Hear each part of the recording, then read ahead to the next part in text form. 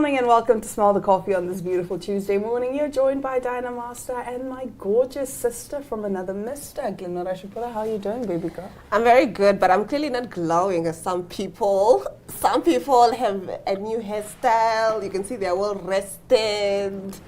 Hi-bo.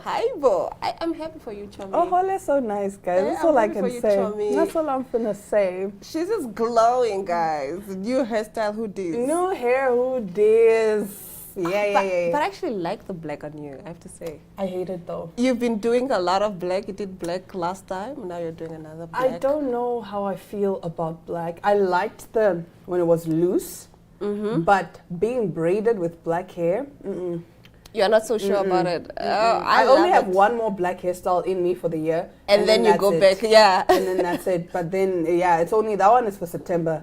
So before that, after this, I'm going back to either my blonde or my maroon. Yes.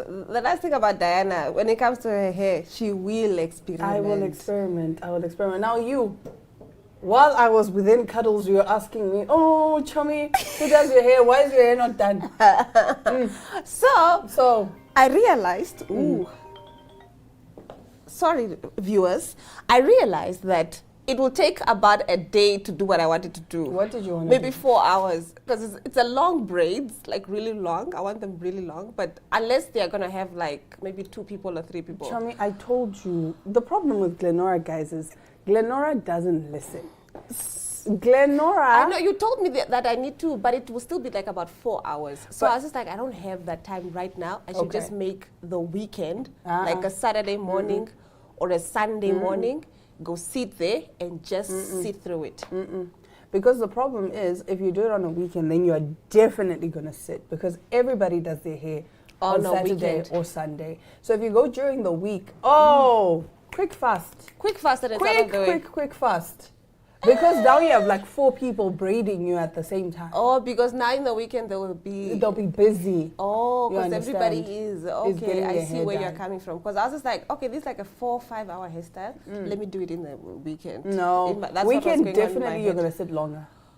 Now let's talk about something that's been hot on everybody's lips: the polygamist. Dun, dun, dun. I have opinions, and I was waiting for you. I actually even told them, like, you know, when Diana gets here, we're going to talk about the polygamist.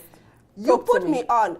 Diana calls me. I don't know when you called me, but you were like, Chomi, watch the polygamist. I was like, bet. I'm still in exams. Let me quickly go through the books and then get on the polygamist. Yeah. I get on the polygamist, and I'm just like, I actually wanted to call you. It's just that you were busy. Yeah. And I'm like, yo, every second episode I wanted to call you. Yes. I'm like, Diana, yo. Yeah. And then we come to episode 10. Was it 10? Right about the halfway 10, 11, mark. I remember. 10, 11. Yeah. And my jaw was on the floor. 10, 11 was when I stopped for my mental health. I had to stop. I was like, I was like... So we're not going to give spoilers for those of you that haven't watched it.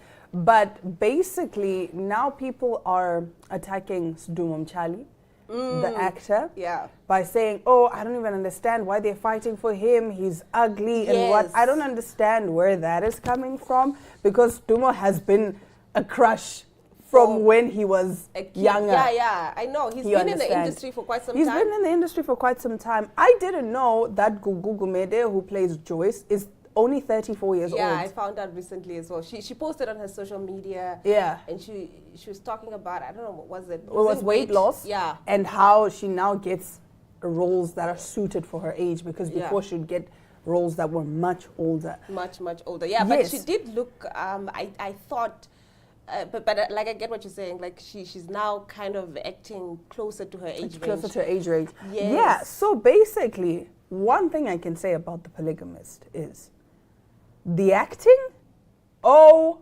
my gosh. Everybody. Oh my gosh. I saw this post where somebody was basically saying, I don't get the hype with The Polygamist. Some of the actors needed improvement. I was like, which actors exactly are you talking about? Because even the kids. Everybody nailed that. Mency? You see the switch from Mency's character? Yes. Woo! Everybody nailed their role. The storyline was good. Like, let's just give Polygamous its flowers. The casting was good. I don't care what you guys casting are was saying. perfect. Oh no, that casting Jonasi was perfect. Was not he was perfect for the role. Casting because was perfect. That is a typical married rich man look. Yeah. Like, I'm sorry. The guys that are in our DMs that are married look like Jonasi. Yeah. So stop this thing that, because he needs to be good looking or a certain type of whatever. So they maybe wanted like a gym body, what have you. No. They wanted 50 Shades of Grey type situation. Exactly. This made so much sense. This is what our people look like. Because this man came with wealth and power. He didn't need anything else. And if you notice, the people that are attacking his looks are not people from Africa. Yeah, I don't know why the Americans are angry with us for doing the polygamous so right. Why are you upset about our story? It's our story, right? And because I watched it with my boyfriend, he just didn't understand. He's like, what are you even watching? Yeah. Right? And I was explaining to him and saying, this is, because he was like, no, but all of them, what? And I was like, no, this is actually how things happen here. And even my cousin, she's married to an American guy. Yeah.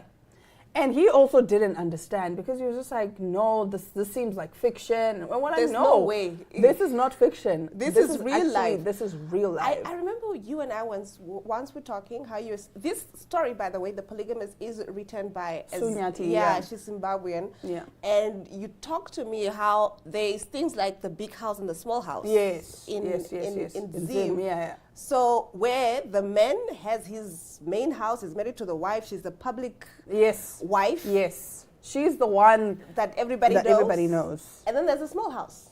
That's the mistress. She gets her own home, she gets her own car, her kids are also in good schools. Yeah. Basically it's just copy and paste what is happening in the big house. Yes. Sometimes the big house has the wedding, the white wedding and whatever, and then sometimes the small house just has a traditional wedding, and it's very small, it's very contained, because remember, he is still married and all of that. But most small houses are actually fine because they're just like, you know what, I'm living a good life.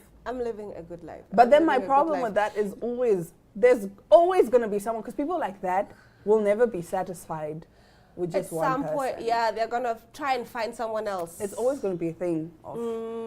Because there's going to be a pretty young thing. There's always going to be a pretty young thing. But I found out that Lindani's character is actually a bit different in the book than it is in the series. So in the series, she used to come to, she came to the Komora's house from the time she was 8. She was she grew up there. She grew up there. But in the book, Lindani was just a pretty young thing that Jonasi met at the club. Oh. Yes. But it still had our jaws. It had our jaws on the floor. My sister we said were to like, me, what? But the Jonasis are like that.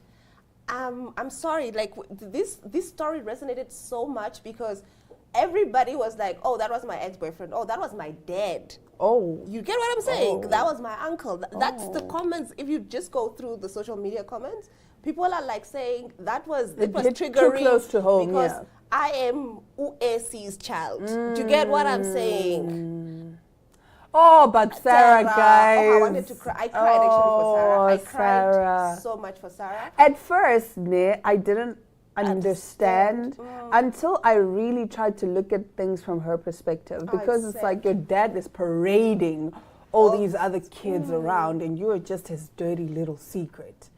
I cried for Sarah. I cried, like I was just like, this girl has been done wrong.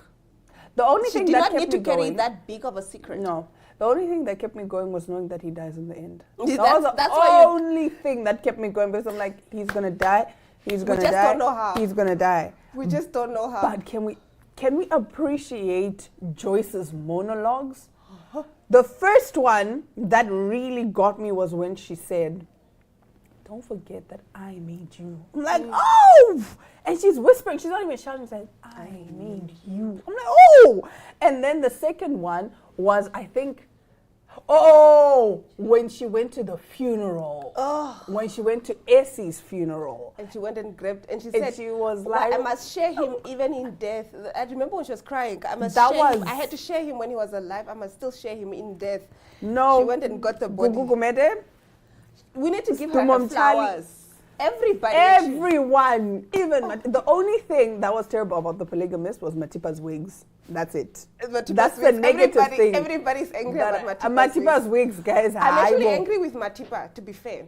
When I was watching it, I was like, Jonas's downfall is through Matipa. Matipa was a strategist. I was rooting for her to take him down. Listen, guys, listen. Haibo. I was rooting for her to take him down. Do you get what I'm saying? He rushes to her, and then she shows him, hey, look, you're just another guy. Do you get what I mean? Who has money? I'm here for the money. Do you understand? Then she went and fell in love. I'm like, Matipa was in love. You lost your strategy. She went and fell in love. Matipa was in love. That's my point. But her strategy was not that. But you have to remember, I'm not saying all side chicks, most side chicks fall in love.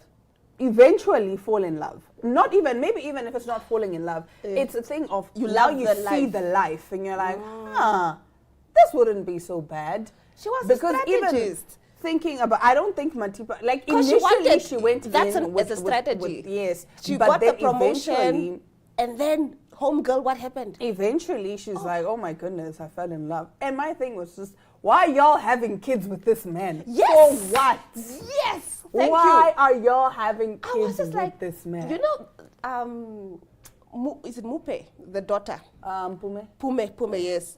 Pume went to Matipa and said, you are a beautiful, smart, educated woman.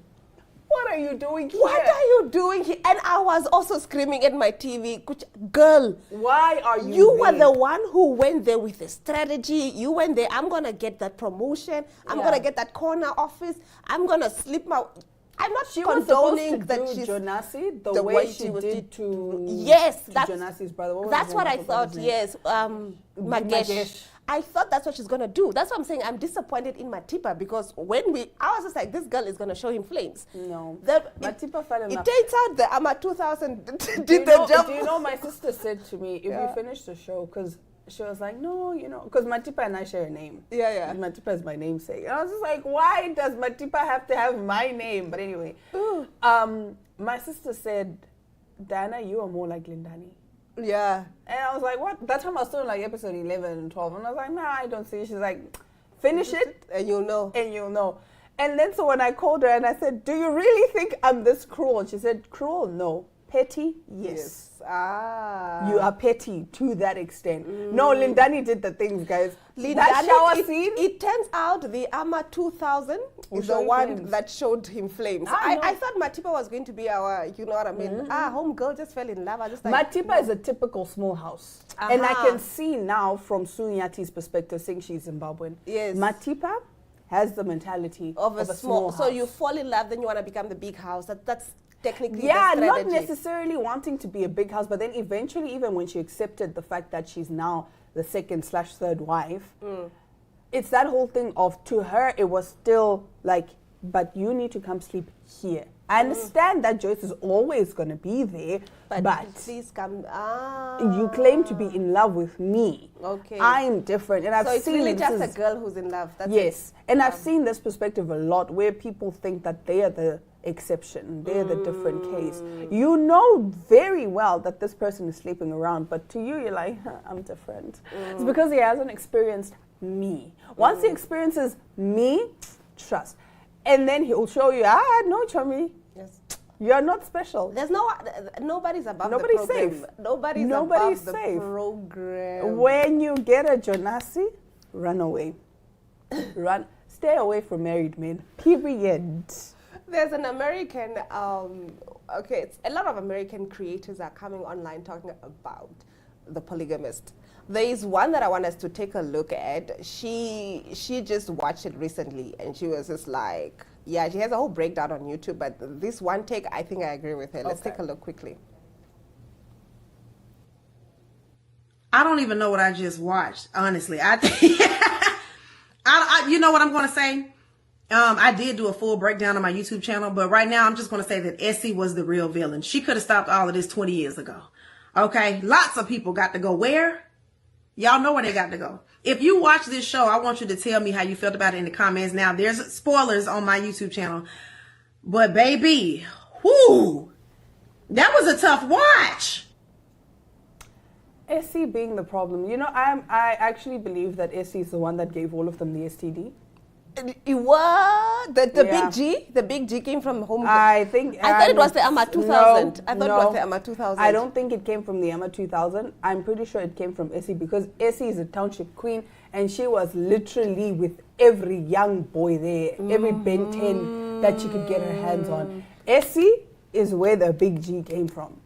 But she's also the big problem. Because she is funded the big problem. This menace of a person. And she allowed it from the beginning. Because he would use her house to sleep around with all these different girls. Yes. From the get-go, Essie knew what this man was. Essie continued to fund what this man was doing. It goes back to what I was saying just now. To say people think that they are the exception. She saw him bring all these girls around. And then when he's like, oh, no, but when you finally give me a chance, my heart will belong to you. It will belong to you. You've seen what this man was doing. Okay, sharp, fine. Then after all of that, she still sends him to school.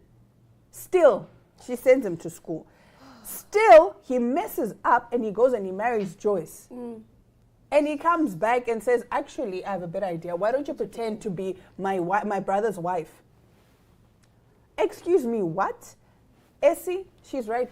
Essie was a problem. Essie was a problem. But all of them, no, but all of them, Glenn. All of them. Joyce, Matipa, Essie, all of those women. The only one who were victims were literally the kids. I'm sorry, all the children, they were all victims. Even Lindani. Lindani is a victim. Because the mother kind of prostituted her, if that's the right word to use. Because the mother is like, this is, you know, you need to move out of here. It was, I think with Lindani, it was just a thing of, first of all, because of how she grew up. And then obviously she's seeing the life that Mpume and Menzi are living. But then now you have the chance to be that. You understand? So with Lindani, it was her circumstances that pushed her. But she's still a victim because, again, Jonasi knew that this was a child. And we all know about grooming. Grooming works so differently because to all of us, it's like, oh, but why did she go for the older men?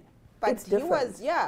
Anyway, we'll now take a quick ad break. And when we come back, we get into our top stories. Stick around. We'll be right back. Namibia is a land of movement, with waves that never stop reaching forward. Here, adventure is not something we search for. It is something we are born into. In every corner of this country, creativity rises, from artists, from athletes, from dreamers. And when the world comes to explore Namibia, they discover something extraordinary. Because when sport moves people, creativity moves ideas, and tourism moves the world toward us. Something powerful happens. A platform where movement meets imagination, where industries connect, where opportunity grows, where Namibia's next chapter begins. Welcome to the Creative Sport Tourism Expo. Exhibit, partner, experience. Creative Sport Tourism.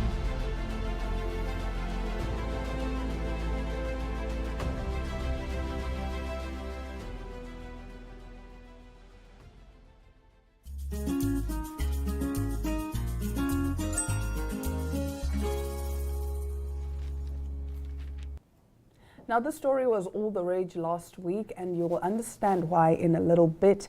Woman 21 thrown 130 feet to her death in tragic bungee jump accident. A 21-year-old woman was killed after being launched from an abandoned bridge in Brazil during a bungee jumping excursion that went tragically wrong, according to Brazilian authorities and multiple media reports. Chilling new footage has emerged of thrill seekers jumping at a notorious bridge in Brazil prior to the tragic death of a 21-year-old who was thrown off without a safety rope. Maria Eduarda Rodriguez de Freitas was unknowingly hurled to her death from the popular Skeleton Bridge rope jumping destination in Sao Paulo on Saturday in a stomach-churning blunder. Mr. Freitas, a local from nearby Jandira, was seen being carried in a Superman pose by two workers who tossed the young woman about 40 meters to the ground in front of horrified onlookers. Sickening viral footage showed the woman plunging to the ground with no idea that a safety rope had not been attached to her harness. Seconds after the workers release her into the air, voices can be heard in the background shouting, "The rope, people, the rope!" She suffered multiple fractures and was pronounced dead at the scene by firefighters and paramedics. 3 instructors allegedly changed their clothes and fled the scene, but were arrested a short time later at the Ponte de Esqueleto trail. Luis Felipe Feliciano Egorov, Vito de Freitas Goncalves, and Maison Fernandez Sintra are now facing charges of homicide with implied malice, Brazilian news outlet G1 reports. They're being held in preventative detention following a custody hearing on Sunday. Now, unlike bungee jumping, which uses an elastic rope and causes the participant to bounce, rope jumping uses a climbing-style rope that stops the fall in a controlled way, swinging back and forth like a pendulum. The staff in the images and video appear to be wearing T-shirts from the companies Entre Cordas. According to police, the brands are not official companies, but instead belong to informal groups of rope jumping enthusiasts who began promoting events in various destinations about a year ago. After the tragedy, witnesses said the employees had forgotten to connect the safety equipment to Maria's rope prior to her jump, according to Brazil's military police. Now, the group was charging $50 for people to jump from the bridge and had 5 other dates advertised for the coming months. When questioned by police, the 3 instructors appeared disoriented and were unable to explain why the rope was not connected to Maria. They could not remember whose responsibility it was to attach the rope, nor why a final inspection was not carried out, according to the officer in charge. The trio have denied that they changed the clothes and tried to flee, saying they remained at the location. Let's actually take a look at the video.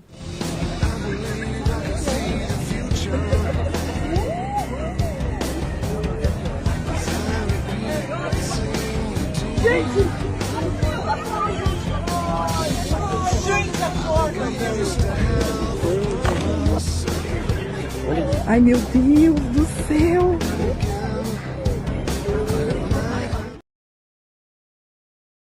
I'm literally, I'm squirming inside. I am appalled. Yeah. This, because you have one job in this type of, do you get what I'm saying? And your you business module is is literally around that thing. What do you mean? Nobody knew who's supposed to put the rope on. What do you mean? We don't remember whose responsibility it was. I don't know if it was Glenn's responsibility or it was Kaya's responsibility. You have Maybe one it was job. my responsibility. I don't remember. I don't actually remember whose responsibility I it don't was. know if they were answering like that, so to blame shift, or it's just literally the company's model. And maybe. Do you get what I'm saying? Maybe. But my thing is just whenever you go on these bungee jumping, zip lining, rope excursion things, usually what they do is they will, even when I went rock climbing, they will always double, triple check. Yes, that is your why I'm rope shocked. is safely attached or your harness is not loose or anything like that. That is why I am so shocked. Yeah. Like, what do you mean she did not have a rope? I can understand if there was a rope and then it snapped in half. It was not a strong rope. Yes. What do you mean you throw The rope somebody was literally on the beside. yes, I saw in the video. Beside. And the person who was taking the video, I have so many questions because you can't tell me that out of all of these people, not one person noticed that there was no rope. Even with her. Maybe the person taking the video is also just another tourist or whatever going on an adventure. So you kind of don't know what goes where, but the people themselves, like the guy who was left, the one who was left behind. Yeah. Like what, like just a quick, where is the rope? One thing about me, because usually when you go on these excursions, they are supposed to give you a proper instruction or crash course rather. Yes. Say, okay, this is how you do it. Yes. Like I'm saying, even when I went rock climbing, they'll tell you, okay, fine. So I'm going to be here supporting you and whatever. Whenever you want to come down, you let me know. And this is how you come down. And what. So these are the safety shoes. They will run you through all the safety procedures. But because over and over, yes, were dodgy. That's what I'm thinking as well. This company, I feel, I might be wrong. Registered. It's not even registered. That makes a lot of sense. Okay, that makes a lot of sense. So it just grabbed people on the street. Hey, you, Diana, do you want to make a quick whatever? Come. You be a bungee jumping instructor. And you be. I think so. I think they were just like, we can make money from this. From it. Yeah, and so we're gonna makes do a lot of sense. That's anyway, why those guys ran. They should be arrested for murder. Yeah. Anyway, that brings us to the end of today's episode of Smell the Coffee. Thank you so much for joining us. We'll be back again tomorrow. Same time, same place. Ciao.